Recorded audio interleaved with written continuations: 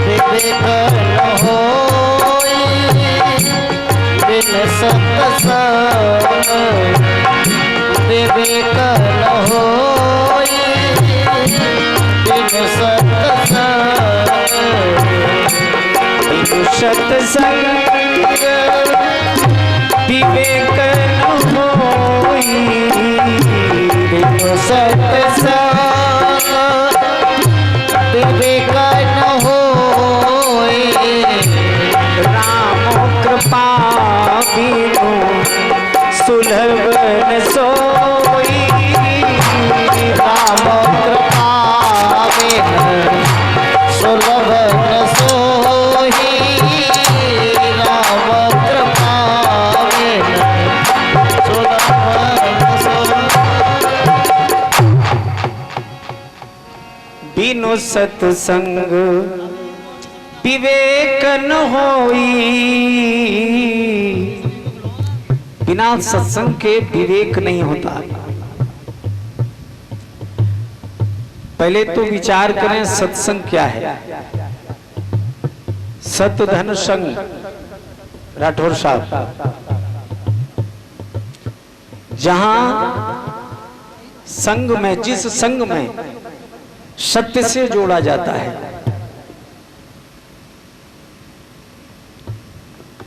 यानी जहां जीव को ईश्वर से जोड़ा जाता है, वो सत्संग सत्संग है।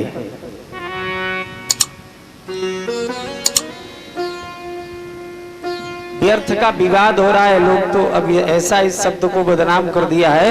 पूछो क्या हो रहा है, बोले कुछ नहीं, सत्संग है। कहने का मतलब कथाएं भी हो रही हैं, कथाओं में भी रसिया गाए जा रहे हैं, और पूछो क्या हो रहा है, बोले सत्संग है, कथा है। गलत तो नहीं है। ईश्वर का कहीं कहीं तो ऐसा भी सुना हमने कि भजन हो रहा है, नाम भजन का है, ईश्वर का कहीं नाम नहीं। तो इस सत्संग से क्या मतलब है? जीव को ईश्वर से जहां जोड़ा जाता है वही सत्संग सत्संग है। और जब ऐसा सत्संग प्राप्त होता है तो परमात्मा की बड़ी कृपा होती है, तब बिना कृपा के नहीं। आज बड़ी कृपा है परमात्मा की, बहुत दिन बाद सत्संग हो रहा है। राठौर साहब, 2-3 वर्ष कथा हुई हमारी मंडी में। खैर मिलना जुलना तो होता रहा बीच बीच में, लेकिन कथा का सहयोग आज बहुत दिन बाद बना है। बोलो वृंदावन बिहारी लाल की। तो प्रभु की बड़ी कृपा है, राधा रानी की, जो कि आज ये समय प्राप्त हुआ है 7 दिन के लिए। आइए प्रभु की कथा का 7 दिन आनंद लेंगे। लेकिन सभी पहले वाणी पवित्र करें, राधा रानी को मनाएं ताली का साथ दे करके। तेरे महल की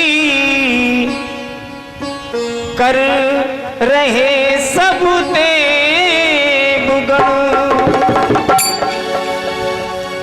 झांकियां तेरे महल की कर रहे सब देवगण, लाडली अद्भुत नजारा, लाडली अद्भुत नजारा, तेरे बरसाने लाडली अद्भुत नजारा, तेरे बरसाने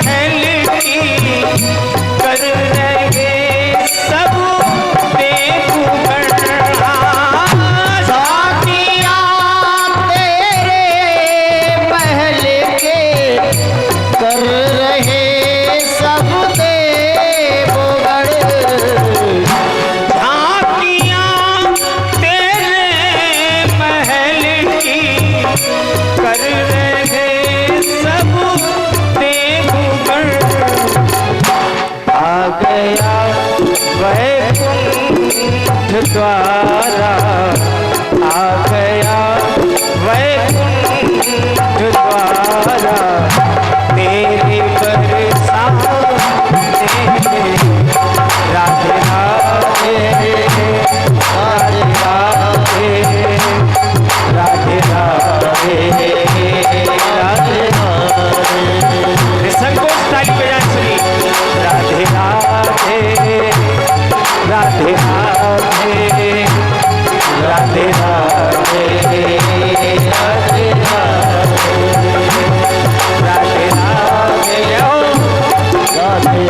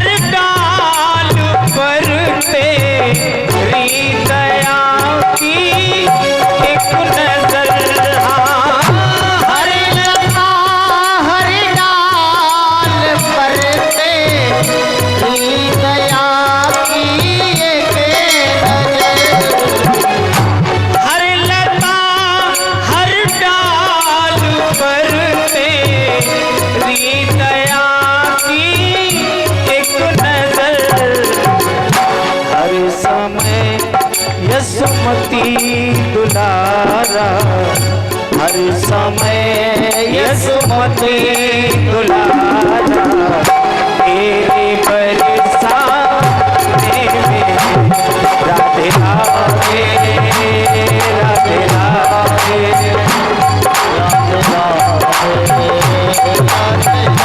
राधे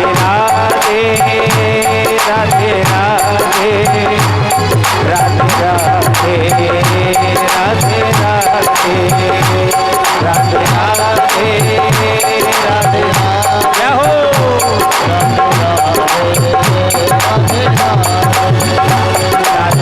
राधे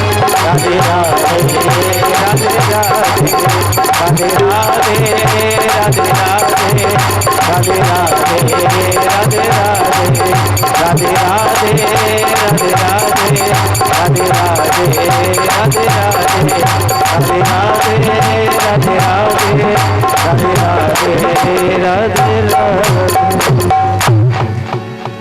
प्रेम से बोलो राधा रानी की जय हो, बाल कृष्ण भगवान की जय हो, जय जय श्री राधे।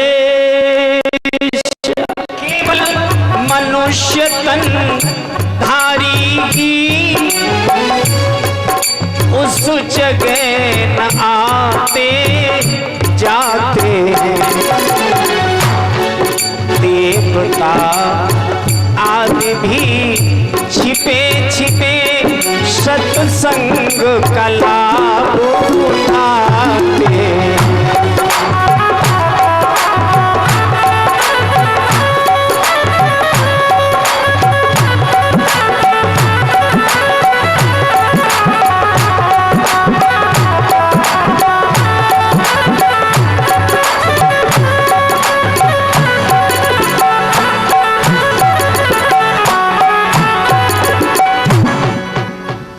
केवल मानव शरीरधारी ही वहां नहीं आते, देवता गण भी नाना रूप धारण करके आते हैं सत्संग का लाभ उठाने के लिए। विचार करना, देवताओं को स्वर्ग में सारे सुख साधन प्राप्त हैं, पूजा प्रतिष्ठा प्राप्त है, लेकिन सत्संग प्राप्त नहीं। पूजा प्रतिष्ठा जब प्राप्त होती है तो अहंकार बढ़ता है और वो अहंकार पतन की ओर ले जाता है। देवताओं का भी पतन होता है, फिर संसार में जन्म लेकर आना पड़ता है। जब उनके कर्म पतित होते हैं तो उन्हें भी जन्म लेना पड़ता है।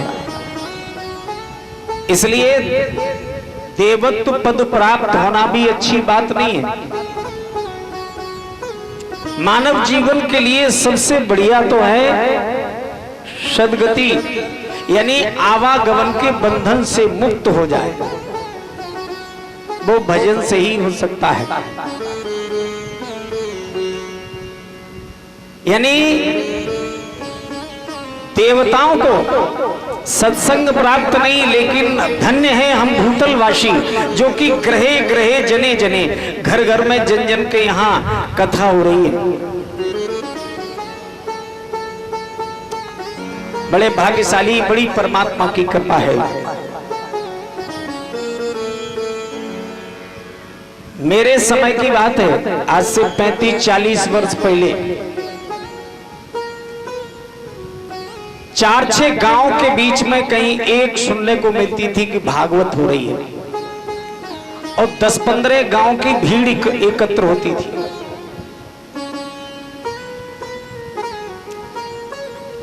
डोंगरे जी की कथा हुई थी,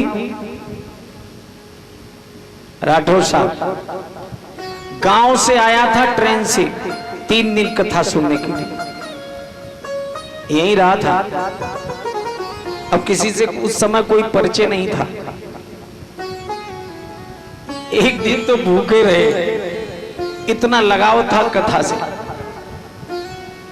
दादी के साथ 4-4, 5-5 किलोमीटर कथा सुनने जाता था, लेकिन उस समय कथा का प्रभाव देखने में आता था। लोगों में आपस में प्रेम था, एक दूसरे का दुख दर्द बांटते थे, धर्म पर चलते थे, अधर्म से डरते थे, परमात्मा से प्रेम करते थे। लेकिन अब कथाएं बहुत हो रही हैं। एक कवि ने लिखा, कोई जमाना था कि मंदिर कच्चे थे, जब कच्चे थे मंदिर तो पक्के थे पुजारी, लेकिन अब पक्के हैं मंदिर तो कच्चे हैं। क्या मतलब है इस रोज की कथा से? भगवान भोलेनाथ भगवान कृष्ण का दर्शन करने गए, दर्शन करके लौटे तो देवतागण देखा कि दरवाजे पर सभी कोई नाच रहा है, कोई गा रहा है, कहीं धोखे से भगवान का दर्शन हो जाए। भगवान भोलेनाथ कहते हैं प्रभु का दर्शन धोखे से नहीं होता, जब तक जीव पूर्ण चैतन्य नहीं होता तब तक परमात्मा का दर्शन नहीं होता। बोले ये आप क्या कह रहे हैं? बोले हाँ सत्य कह रहे हैं, हम प्रभु के दर्शन कराए और साधारण दर्शन नहीं किया है। पर मैं तो दर्शन कर आया मैया की गोदी में उसका।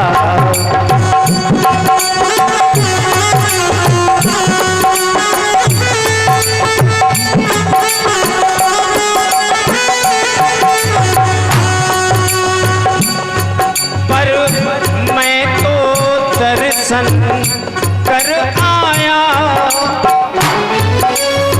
मैया की गोदी में उसका। खिंच गया चित्र जीवन भर को आँखों की पुतली में उसका।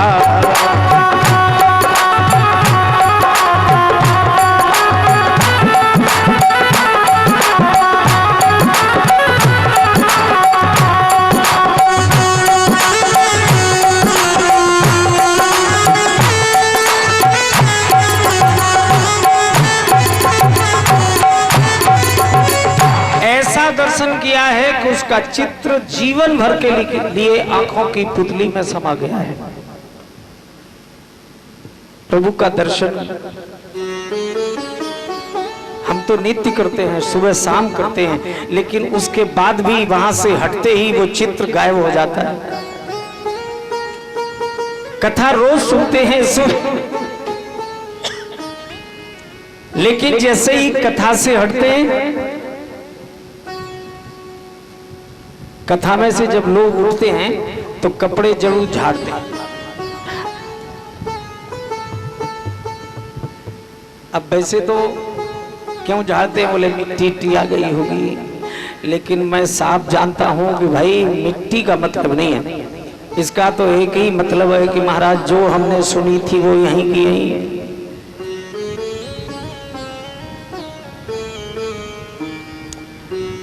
ये गलत करते हैं।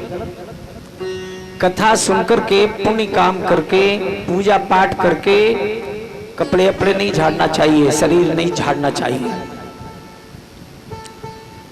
या हाथ धुलते हैं, अब रूमाल नहीं होता तो लोग फटकारने लगते हैं, नहीं फटकारना चाहिए, नहीं वो जल हिलाना चाहिए, इस तरह पतन हो जाता है। बोलो गोविंद भगवान की जय हो। ऐसे व्यक्ति के पास लक्ष्मी जी कभी नहीं टिकती। यानी कथा रोज सुनते हैं लेकिन प्रभाव कितना देखने में आता है। अब कारण क्या है कि वो भाव ही नहीं है भाई। कथा कराने वाला कथा कराता है कि मेरा नाम हो जाएगा, मैंने भागवत कराई, तो श्रोता आते हैं, बोले व्यवहार है, जाना तो पड़ेगा ही। अब जब आप नाम चाह रहे हैं और श्रोता जो है व्यवहार मना रहा है, तो फिर पंडित जी भी काय को चूकते हैं, बोले अब तो जो कुछ लेना चाहो वो ले लो। यानी तीनों ही अपने स्तर पर नहीं है, न कराने वाला, न सुनने वाला और नहीं कहने वाला। और सही भी है, आज का समय ऐसा है दिखावा पूज रहा है। राठौर साहब, आपने जैसा हमें पहले देखा होगा वैसा ही आज भी देख रहे।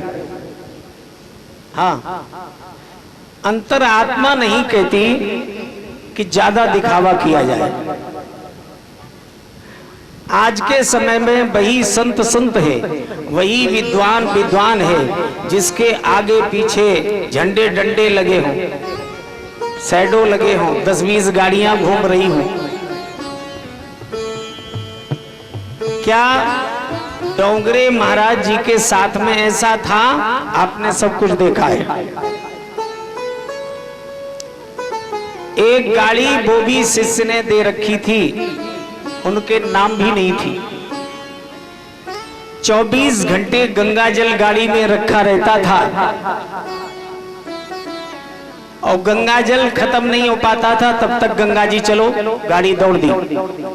24 घंटे में एक नमक की रोटी अपने हाथ से बनाते थे। चटनी, धनिया, हरी मिर्च, नमक डाल करके खुद ही पीसते थे, कोई सेवा नहीं कर सकता। ये 24 घंटे में एक रोटी खाते थे, वो नमक की, गंगा जल पीकर रहते थे। और अगर किसी ने पैर छू लिए तो 24 घंटे के लिए वो भी उपवास कर दिया, वो एक रोटी भी नहीं खाते थे। जितना धन आता था, जहां जिस शहर में आया, पूछा तुम्हारे यहाँ विद्यालय है, पुस्तकालय है, वाचनालय है या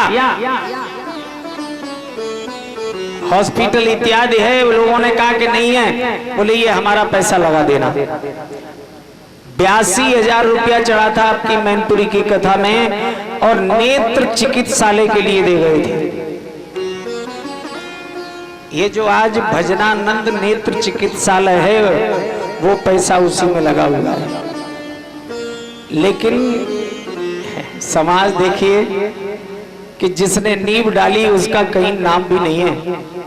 प्यारे, ऐसा त्यागी वक्ता कभी अब प्राप्त नहीं होगा। पत्नी की अंत्येष्टि हो गई, यानी शरीर त्याग दिया। विचार करना,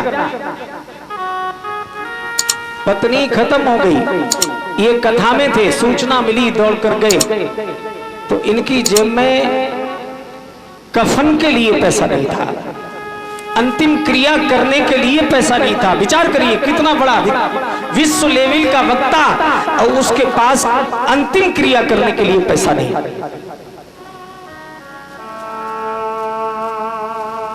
पूछा लोगों ने, महाराज अंतिम क्रिया?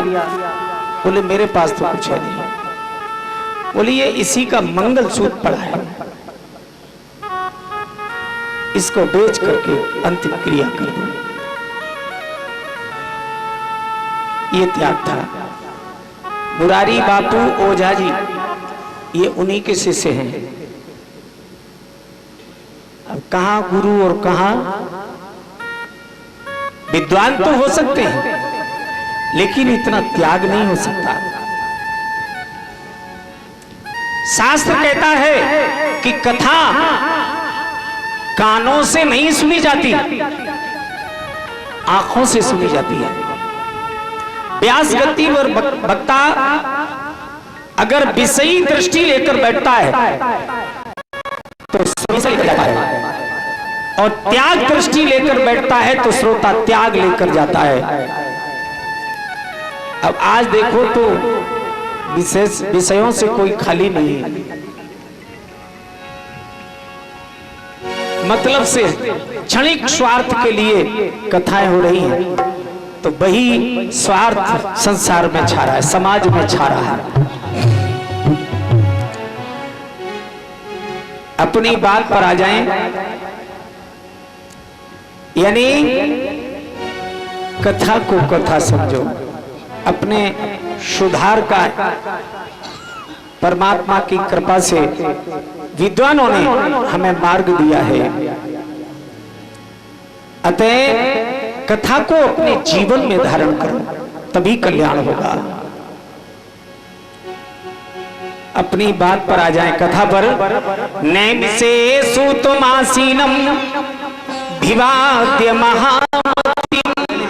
एक बार श्री सूत जी महाराज 88,000 ऋषियों के सहित पधारे। सभी पुराणों का ज्ञान रखने वाले श्री सूत जी महाराज से सौनकाद ऋषि प्रार्थना करते हैं, महाराज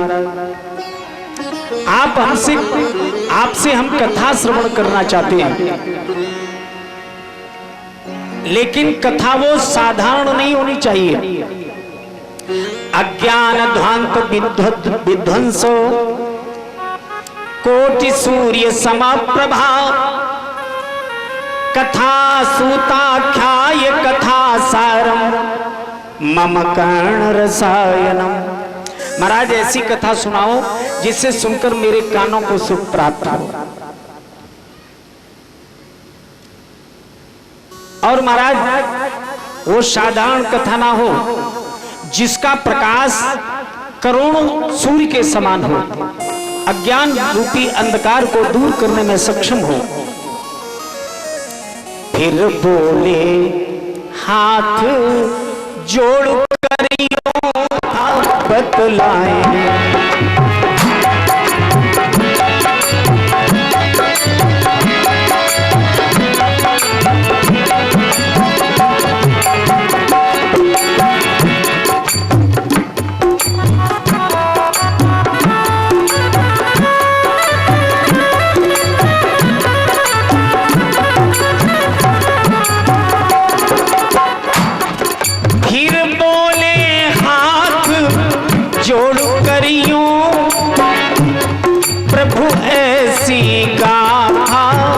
बतलाए जिसको सुनकर फिर सुनने को दूसरे पुराण में जाने।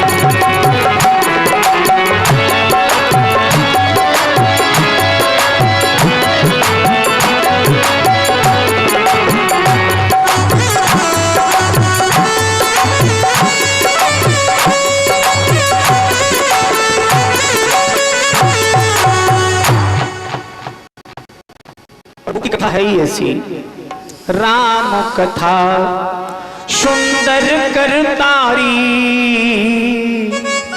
और संसे बिहग उड़ा बनहारी।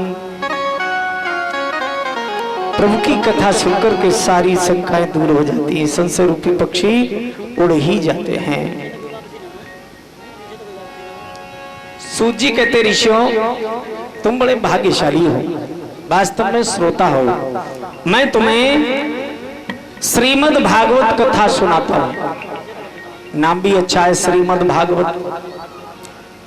श्री कहते हैं माया को, मद कहते हैं अहंकार को। जो माया का अहंकार दूर करती है, भा माने भक्ति, गा माने ज्ञान, बा माने वैराग्य और ता माने तरण। भक्ति प्राप्त कराती है, ज्ञान प्राप्त कराती है, और जब जीव को सच्चा ज्ञान होता है तो वैराग्य उत्पन्न होता है।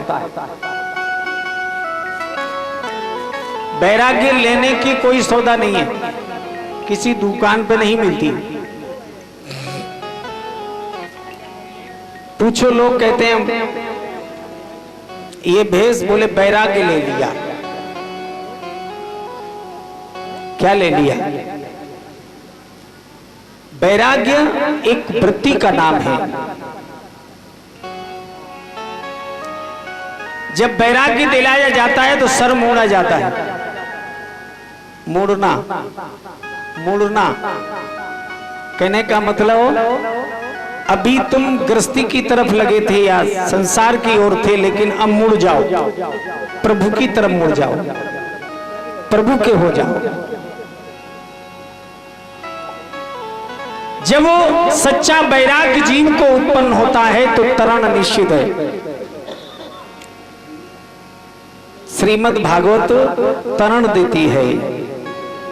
सूत जी ने कहा ये वो कथा है जिस समय राजा परीक्षित को श्राप लगा और वो गंगा के किनारे पहुंचे तो देवतागण, सुखदेव भगवान आ चुके थे, देवतागण अमृत का कलश लेकर आए और प्रार्थना करने लगे।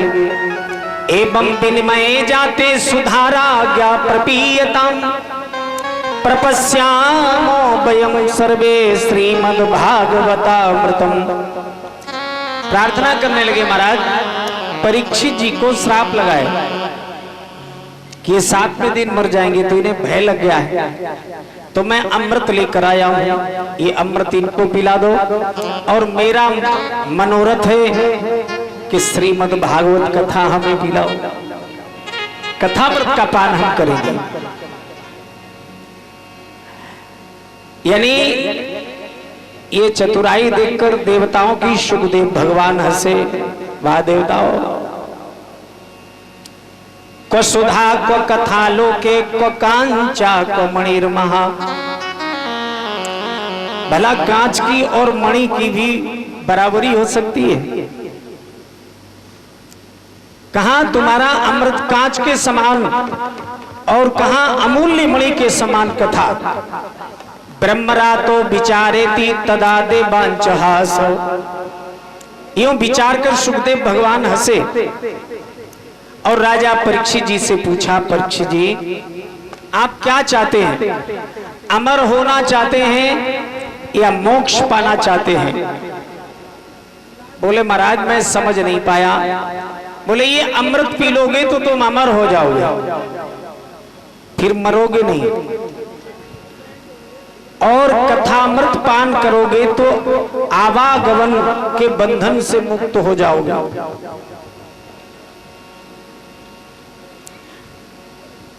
परीक्षित जी, राठौर साहब क्या चाहिए? अमरता चाहिए या मोक्ष चाहिए? कोई जवाब नहीं दे रहे। मोक्ष चाहिए? वो तो यहां बैठे हो इसलिए कह रहे हो, और नहीं तो सारे साधन आदमी जीवन भर अमर होने के जुटाता है, बंद मकान सुरक्षा की दृष्टि से, लाइसेंस, शैडो, ये सब क्या है? Family doctor. डॉक्टर क्या जमाना था कि लोग डॉक्टर नाम से डरते थे, लेकिन अब वो फैमिली डॉक्टर हैं। एक सज्जन हमारे पास आए, बुखार आ गया, हमारे यहाँ आकर के कथा छटवाने आए, बुखार आ गया तो हम टेबलेट लेकर गए। हमने कहा दादा ये खा लो ठीक हो जाओगे। बोले महाराज मर जाएंगे लेकिन गोली नहीं खाएंगे। हमने कहा फिर ठीक कैसे होगे? बोले हो जाएंगे, आप कथा छांट के दो हमें। कथा छांट के दे दी और जब हम कथा कहने पहुंचे 20 दिन के बाद थी उनके यहाँ। 20 दिन बाद पहुंचे तो हमने पूछा कि वो उनका बालक मास्टर था। नहीं मास्टर साहब आपके पिताजी कहाँ हैं? बोले अब यहीं की होंगे, आ रहे होंगे। तब तक आवाज दे गुरुजी आ गया आ गया। हमने कहा भाई ठीक कैसे हुए? बोले कुछ नहीं, नीम की पत्ती चबाते रहे सुबह शाम, ठीक हो गए। जीवन भर टेबलेट नहीं खाई, वो भी व्यक्ति था और फैमिली डॉक्टर है। बात बात में दवा चाहिए डॉक्टर से। पहले लोग सहन भी करते थे लेकिन अब सहन बिल्कुल नहीं। हाँ अरे सब कुछ है, फिर काय को पड़े रहे? चलो ऑपरेशन करा दो। बोलो गोविंद भगवान की जय हो। सीताराम भजो। यानी परीक्षित जी ने स्वीकार नहीं किया अमर होना, और अमरता अच्छी है भी नहीं। एक संत ने बड़ा सुंदर लिखा कि मरने में जिंदगी है, ये राज हमने जाना। मरने में जिंदगी, ये राज हमने जाना। मरने में जिंदगी, ये राज हमने जाना।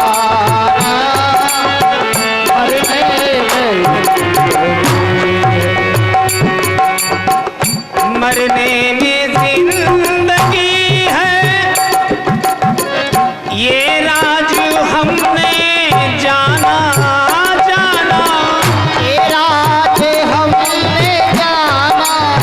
जाना ये राज हमने जाना। मिटने में मजा आया, मिटने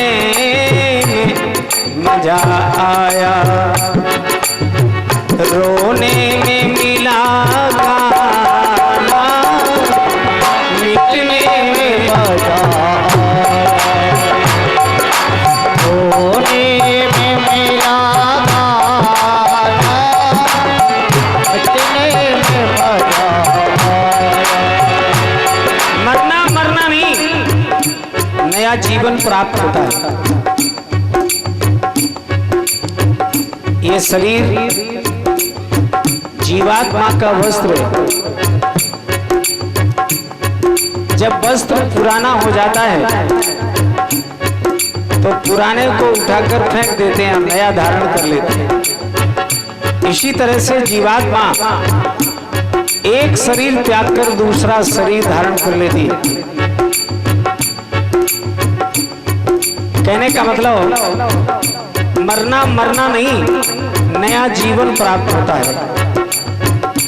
और ये अवसर बड़े भाग्य से मिलता है। कुछ भी नहीं अजूबा, कुदरत का सिलसिला है। सिलसिला कुदरत का सिलसिला है। सिलसिला कुदरत का सिलसिला है। कुछ भी नहीं अजूबा, कुदरत का सिलसिला है। आने के बाद जाना जाना, जाने के बाद आना, आने के बाद जाने के बाद आना, आने के बाद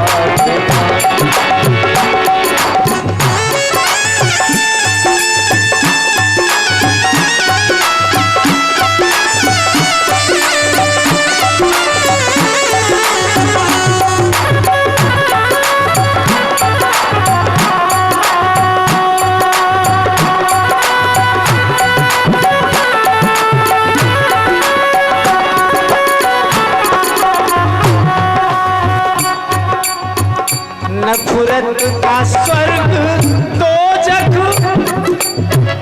उल्फत का नरक बेहतर बेहतर, उल्फत का नरक बेहतर, नफरत का स्वर्ग दोजख, उल्फत का नरक बेहतर बेहतर, उल्फत का नरक बेहतर, खाना का घर नहीं है, खाना का घर नहीं है, पड़ता है सर कटाना, खाना का घर करता है सर कटाना,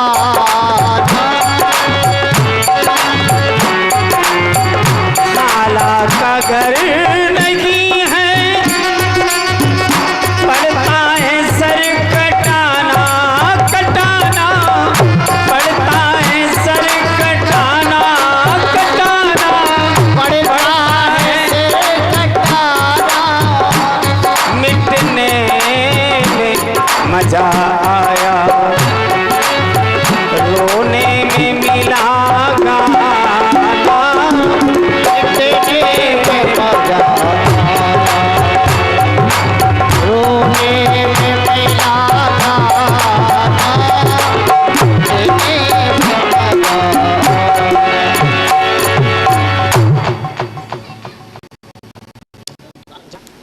जो संसार में आया है उससे जाना पड़ेगा। यहाँ जो भी बनता है वो बिगड़ता है, और इसी में ठीक भी है, घटना घटी हो या ना घटी हो, लेकिन अर्थ अच्छा है। एक बार अकबर ने विचार किया कि मुझे अमर हो जाना चाहिए।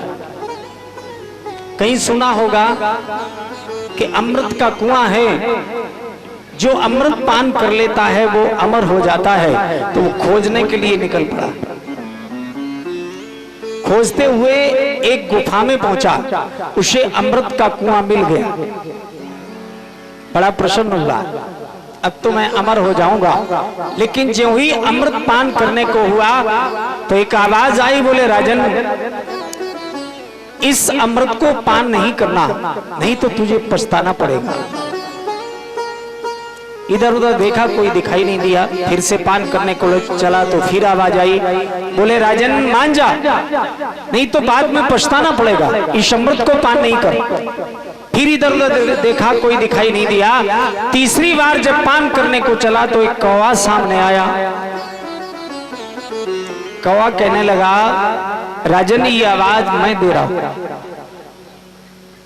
तेरी तरह अमर होने के लिए मैं भी आया था, मैंने अमृत पान कर लिया, अमर हो गया, लेकिन अब मुझे इस जीवन से घृणा हो गई है, मैं इस जीवन को त्यागना चाहता हूं। जीवन त्यागने के लिए मैंने भोजन त्याग दिया, लेकिन मरा नहीं, शरीर जर्जर हो गया। अपनी इस चोंच को पत्थर से घिसा, भोजन करने को तबाह हो गया, लेकिन मरा नहीं। जिस तरह आज मैं पछता रहा हूं, उसी तरह तुझे भी पछताना पड़ेगा। अकबर ने अमृत पिया? नहीं पिया, वापस लौटाया। कहने का मतलब अमर होना अच्छा नहीं है। विचार कर लेना, जब दिमाग में ये चढ़ जाता है कि मैं बलवान हूं, मेरा कोई कुछ नहीं बिगाड़ सकता, ये अहंकार का रूप धारण कर लेता है और वही व्यक्ति फिर धीरे धीरे पतन की ओर जाता है। बोलो गोविंद भगवान की। और दिमाग में ये आ जाए कि मैं अमर हो गया हूं, तो फिर पतन होगा कि नहीं होगा? होगा। तुच्छ प्राणी है, परमात्मा ने भेजा है, श्वासें दी हैं गिनती की। हाँ, जब समय आ जाएगा और श्वासों का जो खजाना है वो खत्म हो जाएगा तो जाना पड़ेगा। कवि ने लिखा कि रे मन मुसाफिर निकलना पड़ेगा, मुसाफिर निकलना पड़ेगा, काया का घर खाली करना पड़ेगा। रे मन मुसाफिर निकलना पड़ेगा, काया का घर खाली करना पड़ेगा।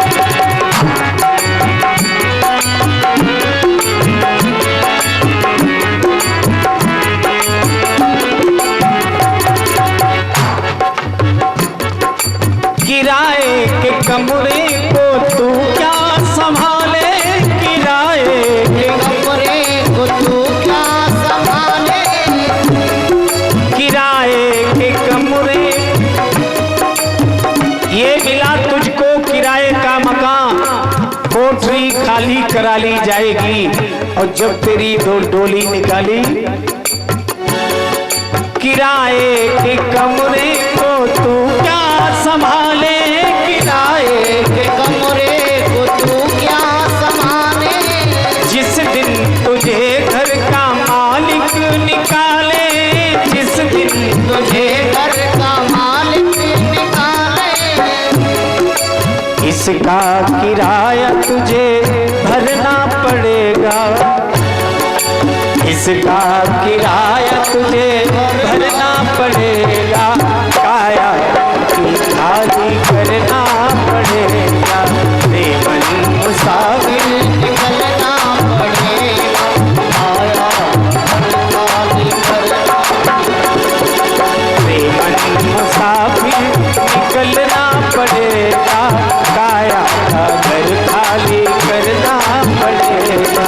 रे मन मुसाफिर निकलना, काया का घर खाली करना।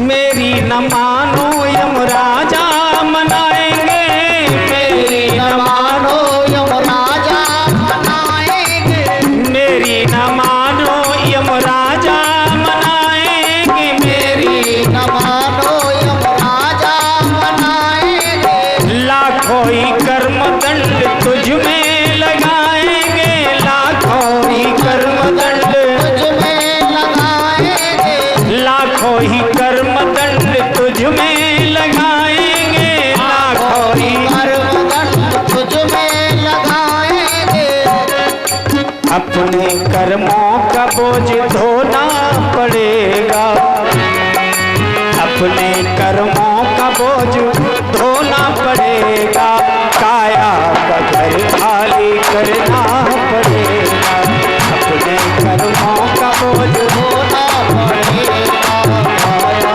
का घर खाली करना पड़ेगा।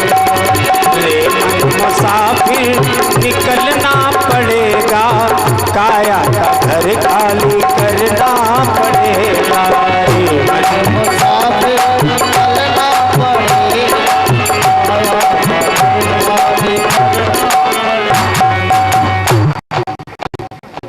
कहते हैं सूत जी महाराज कि सप्ताह श्रवणे ने वो सर्वथा मुक्तिदायक, सप्ताह श्रवण करने से मुक्ति प्राप्त होगी। सनकादि पुरा प्रोक्तम नारदाय दया पुरे, ये कथा सनकादिक ऋषियों ने दया करके देवर्षि नारद को श्रवण कराई थी। बोलो वृंदावन बिहारी लाल की जय हो।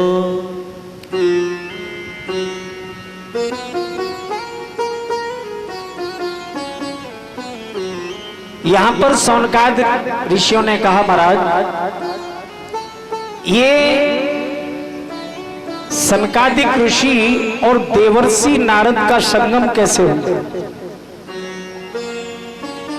ये कहां पर कथा सुनाई। सूत जी कहते हैं ऋषियों बड़ा ही सुंदर भक्ति को पुष्टि देने वाली कथा है। एक बार देवर्षि नारद सनकादिक ऋषि सनक सनंदन सनातन सनत कुमार ब्रह्मा जी के नैष्ठिक पुत्रों बद्रिक आश्रम पर चातुर्मास बिताने के लिए आए। वहीं नारद जी से भेंट हो गई, लेकिन सनकादिक ऋषियों ने देखा कि नारद जी चिंतित हैं, नारद जी ने अशांति धारण की है। तो सनकादिक ऋषि पूछने लगे देवर्षि तुम्हारी इस अशांति का कारण क्या है। नारद जी ने प्रणाम किया और कहा महाराज क्या बताएं, आप तो जानते हैं कि मैं तीनों लोकों में प्रभु का गुणानुवाद करता हुआ भ्रमण करता हूं। प्रभु का गुणानुवाद गाते हुए जब मैं भूलोक में आया तो मैंने देखा सत्यम नास्ति तपा शौचम तया दानम न विद्यते।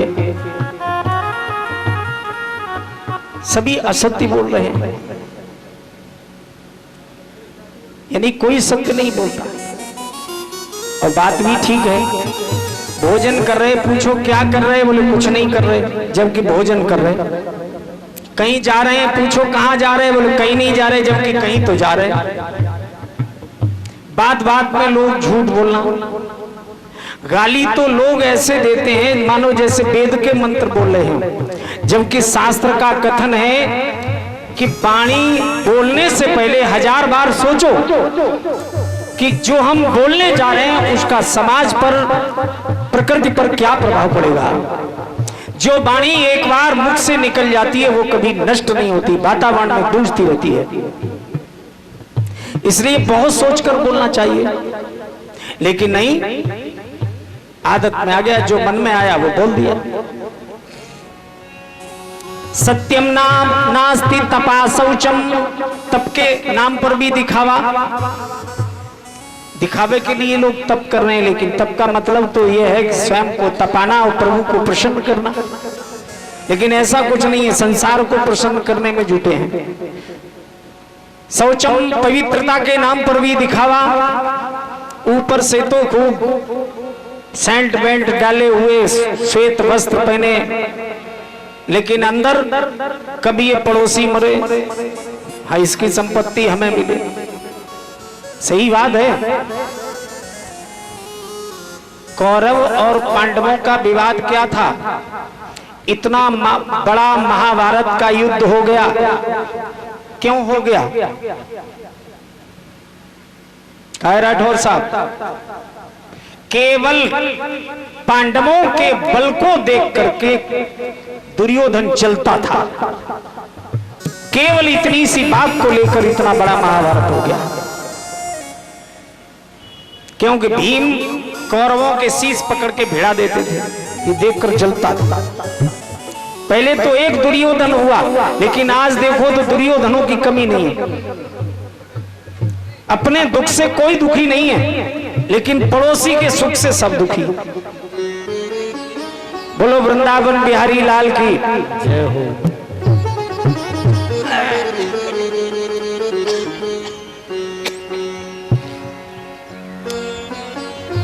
सत्यम शौचम दया दानम,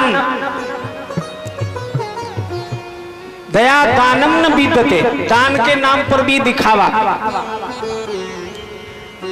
महाराज लोग कहते हैं जब भोग मिलता है, जाने क्यों भोग रहा हूं, मैंने तो बहुत दान किया, बहुत हाँ धर्म किया,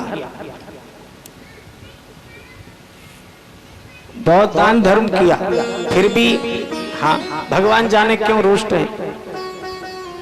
भगवान पागल नहीं है, भगवान वो भगवान है, तुम कुछ ना बताओ कुछ ना कहो उसके बाद भी सुन लेता है। बिनु पग चले सुने बिनु काना, बिनु पग चले सुने बिनु काना, बिनु पग चले हैं सुने बिना गाना, बिनु कर कर्म करे विधि नाना, बिनु कर कर्म करे विधि नाना, आनंद रही तू सकल रस भोगी, आनंद रहे तो सकल रस भोगी, बिनु वाणी बतावड़ जोगी, बिनु वाणी बतावर जोगी, तन बिनु परस नयन बिनु देखा, तन बिन परस नैन देखा, बिनु पग चले। सारे काम किए परमात्मा ने जो इन चौपाइयों में है। परमात्मा बिना पैरों के चला, कहां पर? बोले माँ ने पुत्र का श्रृंगार किया, पलने में पौना दिया, और माँ गई प्रभु का भोग लगाने, तो माँ क्या देखती है कि जिस पुत्र को पालने में सुला के आई हूं वो भोग पा रहा है। माँ ने विचार किया कहीं मेरी दृष्टि का भेद तो नहीं है, तो दौड़कर पालने के पास पहुंची, पालने में भी वही बालक, फिर मंदिर में दौड़ के आई तो मंदिर में भी वही बालक। तो बिनु पग चले, बिना पैरों के चलता है। सुने बिनु काना, जब सुग्रीव ने ललकार दी बाली को, बाली दौड़ा तो तारा ने पैर पकड़ लिए। महाराज सुग्रीव से जो मिले हैं बताते हैं वो प्रभु श्री राम हैं। आप नहीं जाओ लड़ने के लिए,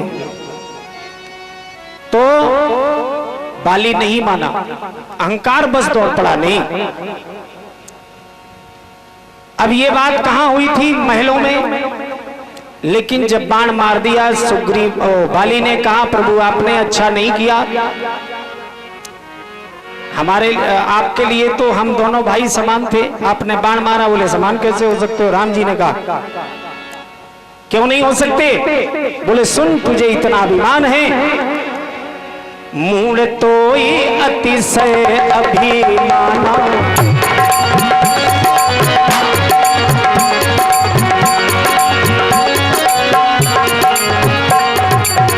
मूल तो अतिशय अभिमाना, मूल अतिशय अभिमाना, नार सिखावन सुन सिन गाना।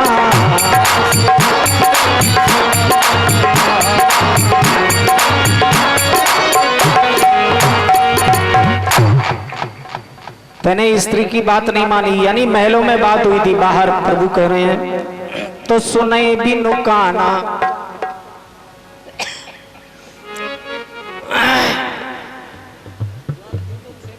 और कर बिनु कर्मो करे विधि नाना, बिना हाथों के अनेकों कर्म करता है। काकभूषण जी कह रहे हैं मैं बाल लीला देखने गया, टुकड़ा रोटी का हाथ में लिए प्रभु खा रहे थे, तो मुझे मोह हो गया, ये कैसा ब्रह्म है। मोह होने के बाद मैं उड़ने लगा, तो मैं देखता हूं जितना ऊंचा उड़ता हूं वो भुजा रोटी का टुकड़ा लिए पीछे, बहुत ऊंचा उड़ गया, पुनः नीचे गिरा, पंख जल गए। कहने का मतलब कर बिनु कर्म करई विधि नाना, आनंद से रहित है, सकल रसों का भोग करता है। तन बिनु परस नयन बिनु देखा। बिना शरीर के स्पर्श करता है। जब राम जी वन से वापस आए, सभी अवधवासी चाह रहे थे पहले प्रभु हमसे मिले, पहले प्रभु हमसे मिले। बाबा भोलेनाथ कहते हैं भवानी, बोले क्षण में सब ही मिले भगवाना।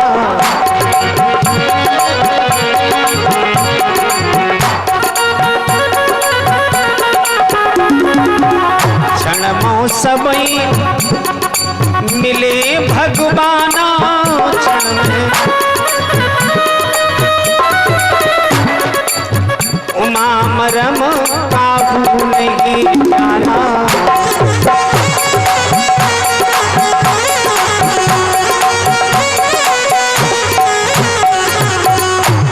क्षण में सब ही मिले भगवान।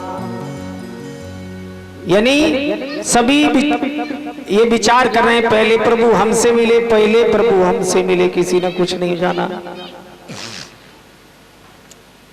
ऐसा परमात्मा है हमारा,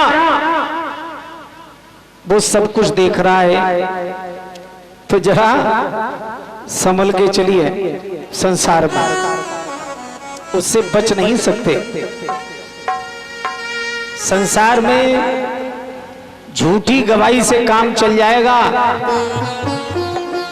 परीक्षित जी चित्र विचित्र तुम्हारे पीछे लगे रहते हैं, कंधों पर बैठे रहते हैं, सारा लेखा जोखा लिखते रहते हैं, उनसे नहीं बच पाओगे। सारा हिसाब सत्य होगा। नारद जी कहते हैं सत्यम शौचम दयादानम एक यानी दयादानम न विद्धते उदरम भरणो जीवा बरा का कूट भाषिणा।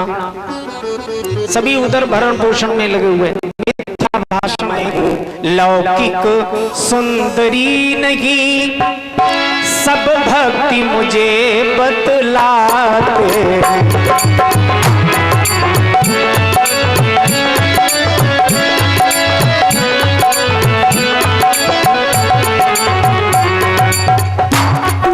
मैं हूँ लौकिक सुंदरी नहीं, सब भक्ति मुझे बतलाते।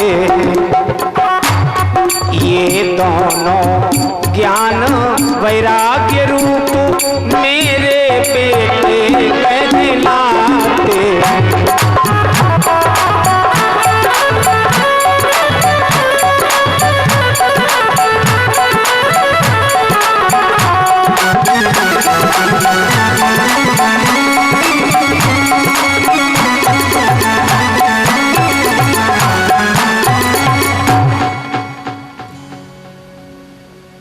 महाराज मैं साधारण स्त्री नहीं हूं, मैं भक्ति हूं।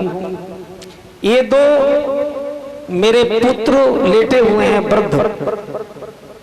ये स्त्रियां भूतल की अनेकानेक नदियां हैं जो प्रभु ने मेरी सेवा के लिए भेजी हैं। तो नारद जी ने कहा कि तुम्हारे पुत्र? बोले हाँ। तुम्हारे रोने का कारण क्या है? बोले यही तो रोने का कारण है। और रोना नहीं, मुझे तो मर जाना चाहिए। महाराज बात है मरने की, लज्जा की खास निशानी है। पेटों पर उधर बुढ़ापा है, मैया पर इधर जवानी है।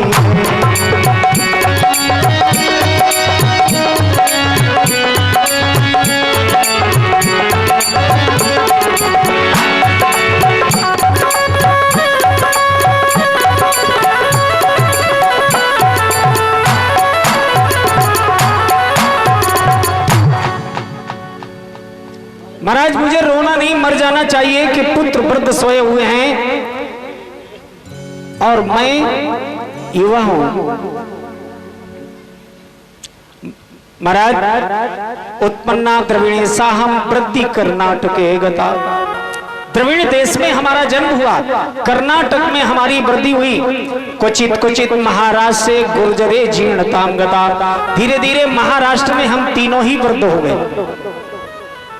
फिर हम तीर्थों में भ्रमण करते रहे, लेकिन हमारी वृद्धावस्था दूर नहीं हुई। लेकिन जब हम वृंदावन में आए, वृंदावनम पुनः प्राप्य नवीन स्वरूपिणी। वृंदावन में आकर के मैं तो तरुण हो गई, लेकिन हमारे पुत्र अभी भी वृद्ध सोए हुए हैं। धन्य है वृंदावन, जहां भक्ति नृत्य करती है। एक रिक्शे वाला भी अगर साइड मांगता है तो वो भी बोलता है राधे राधे।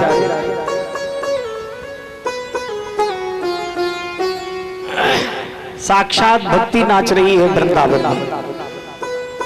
मैं तो जानता हूं अगर धाम का आनंद लेना है तो वृंदावन धाम का है।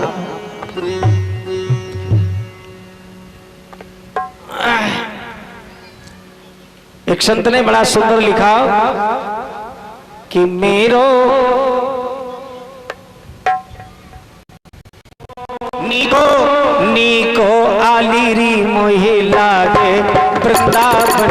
नीको नीको नीको आलियो लागे वृंदावन। नीको नीको नीको आलिरी मोहे लागे वृंदावन। नीको नीको नीको नीको आलिरी मोहे लागे वृंदावन।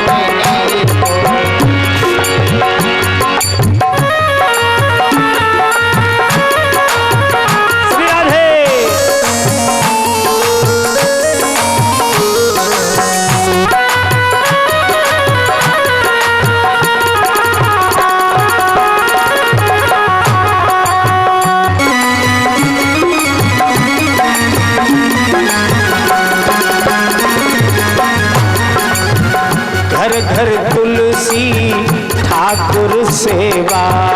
घर घर तुलसी ठाकुर सेवा। घर घर तुलसी ठाकुर सेवा। घर घर तुलसी ठाकुर सेवा। कोई घर ऐसा नहीं जिसमें ठाकुर जी का मंदिर ना हो। कोई घर ऐसा नहीं जिसमें कि तुलसी का विरवा ना हो। घर घर तुलसी ठाकुर सेवा। घर घर तुलसी ठाकुर सेवा।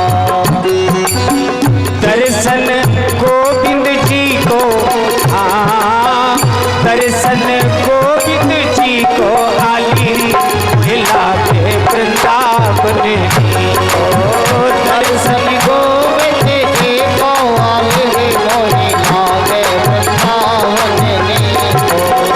नीको नीको नीको आलिरी हिला के वृंदावन। नीको नीको नीको नीको आलिरी हिला के वृंदावन।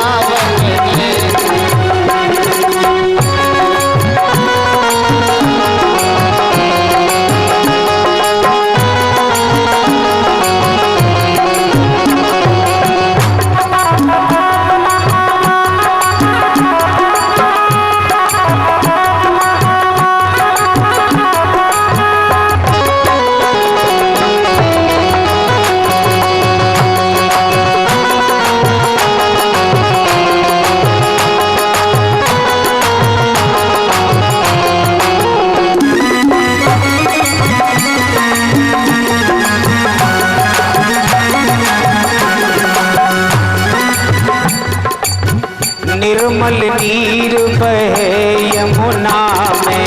निर्मल नीर बहे यमुना में। निर्मल नीर बहे यमुना में। निर्मल नीर बहे यमुना में। भोजन दूध दही को, हाँ भोजन दूध दही को आलिरी महिला के वृंदावन।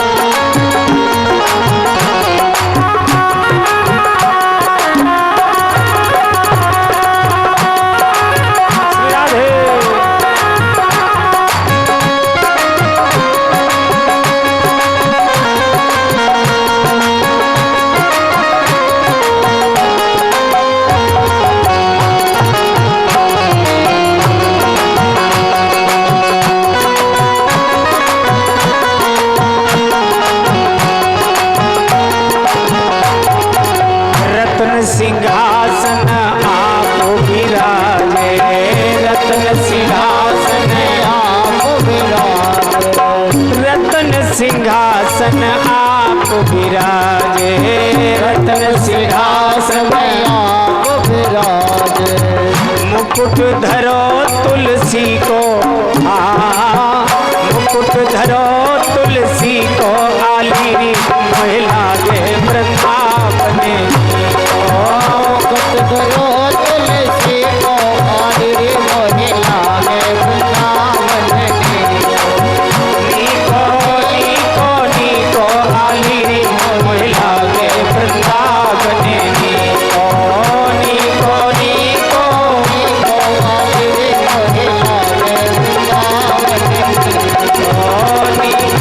नीको नीको, आली मोह लागे वृंदावन। नीको हमारे पुत्र दोनों वृद्ध सोए हैं। महाराज आप संतों का दर्शन बड़े भाग्य से प्राप्त होता है, और जीवन में जब संत प्राप्त हो जाते हैं तो कुछ भी अछूता नहीं रहता है, सब कुछ प्राप्त हो जाता है। हमारा ये कष्ट निवारण करो। नारद जी ने गीता वेद के श्लोक बोलने आरंभ किए। ऋषि ने गीता वेद के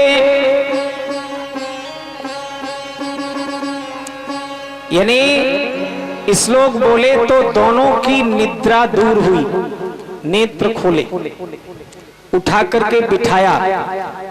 लेकिन जब श्लोक बोलने बंद किए तो वो पुनः सो गए। फिर जगाते रहे, हे ज्ञान उठो, हे बैरागी उठो, लेकिन नहीं जागे।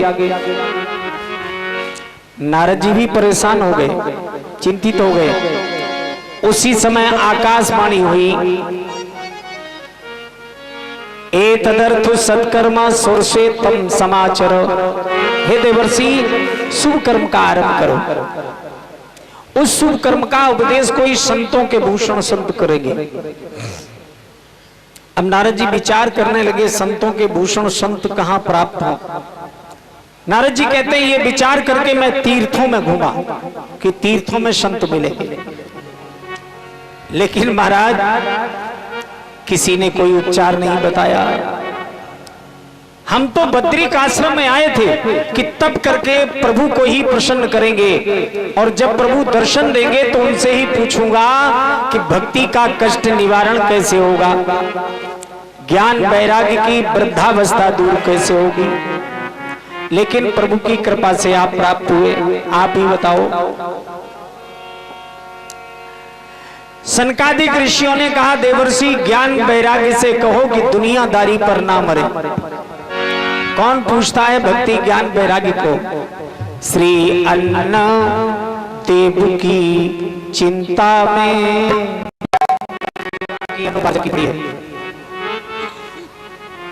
धन के लिए सभी चिंतित हैं। श्री अन्न देव की चिंता में उन देवों पर विश्वास कहाँ।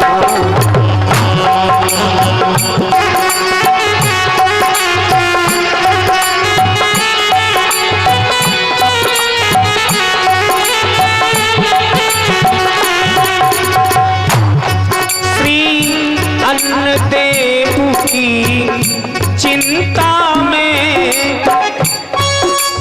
उन देवों पर विश्वास कहाँ।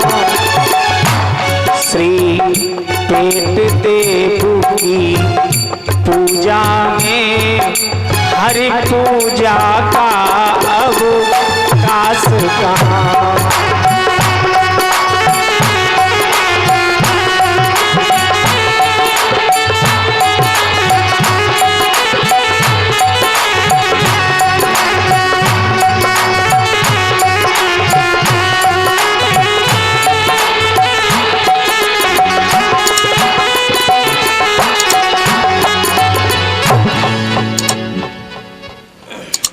पेट पूजा से किसी को समय नहीं है प्रभु पूजा करने का।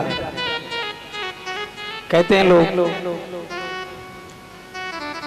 अक्सर लोग मिलते हैं, महाराज परेशान है, तो अब हमारे पास क्या कोई जादू तो है नहीं है, भजन हम भी कर रहे हैं तुम भी करो, महाराज इतना समय कहाँ है।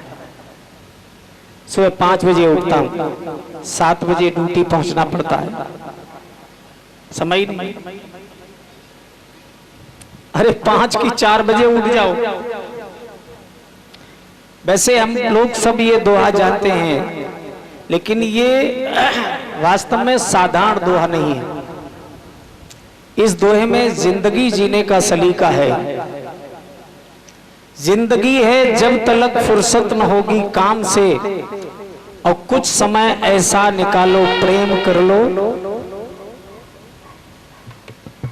कुछ समय परमात्मा ये नहीं कहता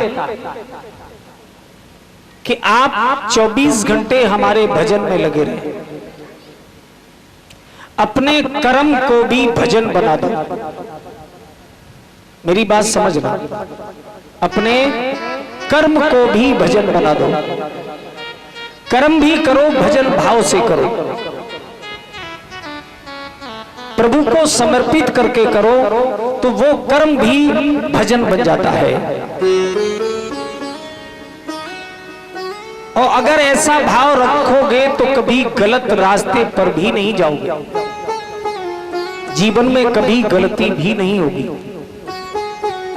गलती तभी होती है कि जीव जब स्वतंत्र हो जाता है, और जब परमात्मा को सब कुछ समझ, अब सौंप दिया इस जीवन का सब भार तुम्हारे। परमात्मा को सौंप दो तो तुम्हारा जो भी कर्म करोगे सब भजन बन जाएगा। लेकिन इतना भी समय नहीं है, और बातों से ही सोचने की फुर्सत है। प्यारे, वैसे हम कुछ कर सकते हैं वकील साहब, हम कुछ कर सकते हैं।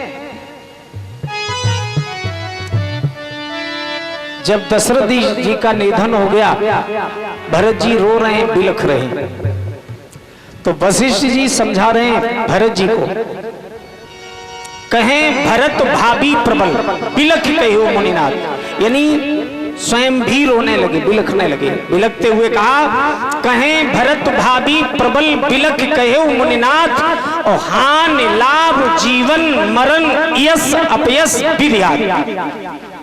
ये 6 चीजें विधाता ने किसी को दी नहीं है। कितना भी दौड़ लगाते रहो, कितना भी चाहो, लेकिन होगा वही जो वो चाहेगा। और ऐसे जीवन में बहुत समय आते हैं कि हम खूब मेहनत करते हैं, लेकिन मेहनत जितना प्राप्त नहीं होता। क्यों नहीं हो रहा भाई? जब हम ही कर रहे हैं तो जितनी मेहनत की उतना प्राप्त होना चाहिए, लेकिन नहीं होता। और कभी कभी ऐसा भी होता है कि हम बिल्कुल मेहनत नहीं करते और बहुत कुछ प्राप्त हो जाता है। परमात्मा देता है तो छप्पर फाड़ के देता है। प्यारे, ध्यान रखना, जब लेता है तो चमड़ी उधेड़ देता है। तो इसी में भलाई है कि उसके लिए समर्पित हो जाओ। ज्यादा चिंता छोड़ दो। सनकादिक ऋषि कहते हैं नारद जी से, देवर्षि अब समय नहीं है श्रद्धा का, नहीं है श्रद्धा का, रोटी का प्रश्न दिखाता है।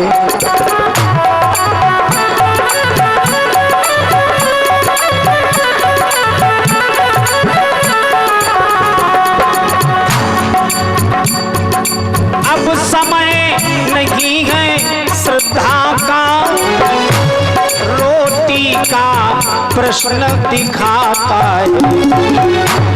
बतलाओ ऐसी हालत में किसको वैराग्य सुहाता है।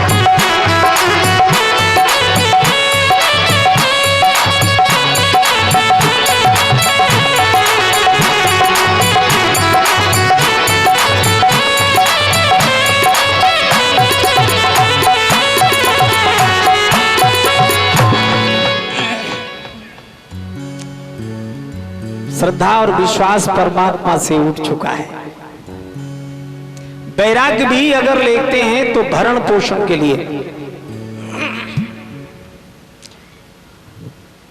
आपके यहीं नदी के पुल पे एक महात्मा जी आ रहे थे, कई वर्ष हो गए, दोपहर का समय, झोली टांगे हुए, पसीने में भीग रहे थे पूरे, बड़ा सुंदर रूप था।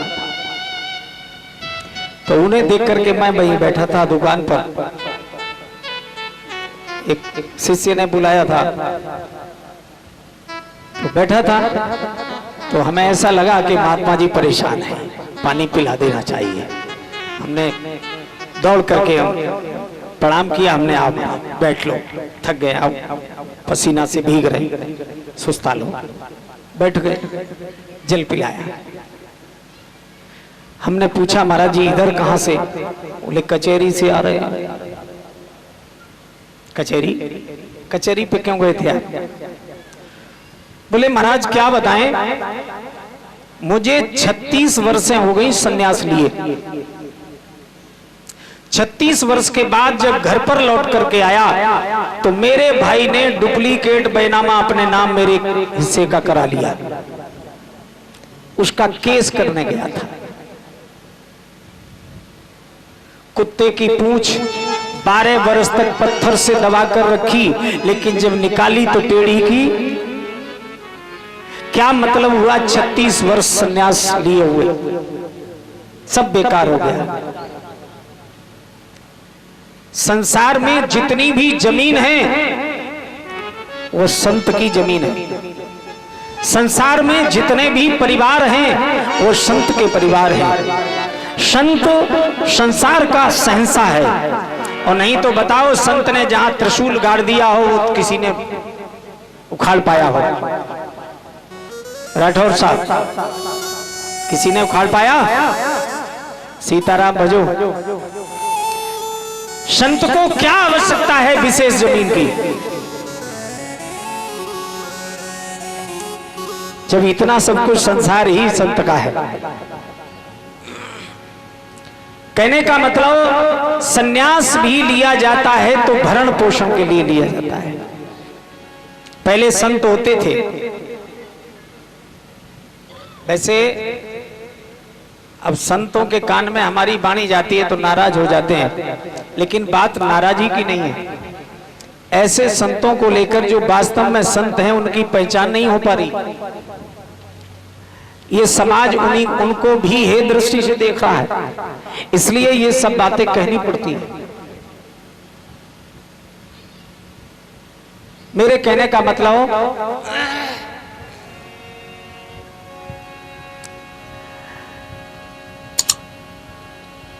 बोलो गोविंद भगवान की। इन बच्चों को बिठाओ भाई, पीछे खेल रानी की जय, राधा रानी की, राधा रानी की जय, महारानी की जय, राधा रानी की जय, महारानी की, राधा रानी की जय, महारानी की जय, राधा रानी की जय, महारानी की जय। बोलो बरसाने वाली की जय जय जय, बोलो बरसाने वाली की जय जय, बोलो बरसाने वाली की जय। गिरधारी की जय, बनवारी की जय, गिरधारी गिरधारी की जय, बनवारी की जय, गिरधारी की जय, बनवारी की जय। बोलो बाके बिहारी की जय जय जय, बोलो बाके बिहारी की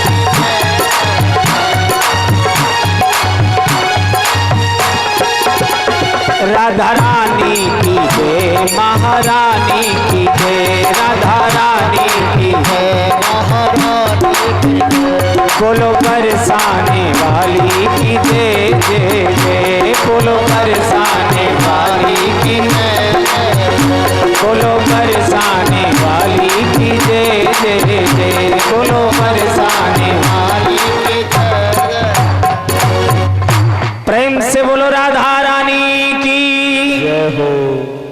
कोरे कोरे हाथ नहीं उठाओ, जोर से जयकारा।